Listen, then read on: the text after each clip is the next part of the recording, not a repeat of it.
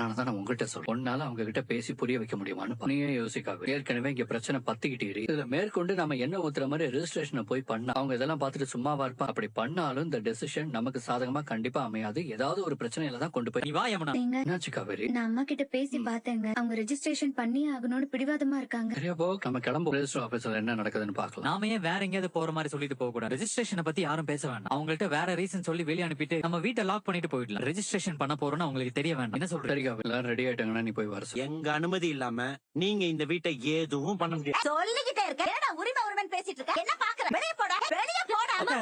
என்ன ஆண்டி இவ்ளோ ஆசா பிஹேவ் பண்றீங்க? போடா வெளிய. அதெல்லாம் போக முடியாது ஆண்டி, நான் இங்கதான் இருப்பேன். உங்களை எப்படி போக வைக்கிறதுன்னு எனக்கு தெரியும். ஏய், போடி, வெளிய போடி. அம்மா மேல கை வைக்காதீங்க. அத்தை, சொன்னா கேளுங்க. பாத்து போங்க வெளிய, போங்க. அத்தை வேண்டாம். அத்தை சொன்னா கேளுங்க. அத்தை, போங்க வெளிய. அத்தை சொன்னா கேளுங்க. போங்க. அத்தை, பாத்துமா சொல்லுங்க. எங்க இருந்தோ வந்த உங்களுக்கே இவ்வளவு அழுத்தம் இருந்தா நான் இந்த வீட்டை காப்பாத்த எவ்வளவு போராடி இருப்பேன். என் பிள்ளைங்களுக்கு மட்டுமே கிடைக்க வேண்டிய உரிமையை பாதியில வந்த உனக்கு விட்டு கொடுத்துருவேன்னு நினைச்சியா? நீ கோர்ட்டுக்கு போய் இல்ல எங்க வேணா போ. இந்த வீட்ல இருந்து ஒரு செங்கல் கூட கிடைக்காது உங்களுக்கு. ஏய், கேட்ட போடு. நாம இப்ப இங்க இருக்கிற நிலைமையில பணம் தான் ரொம்ப முக்கியமா. முதல்ல இந்த பிரச்சனையில இருந்து வெளியே எங்களுக்கு பணம் வேணும் தான். ஆனா இந்த மாதிரி ஒரு சூழ்நிலையில பணம் கேட்கிற அளவுக்கு மோசமான ஆட்கள் நாங்க இல்ல. எங்க வீடு எங்களை விட்டு போயிடக்கூடாது. அது மட்டும் தான் இப்ப எங்களுக்கு. எப்படி மாப்பிள்ள எதுவுமே பண்ணாம எப்படி நாம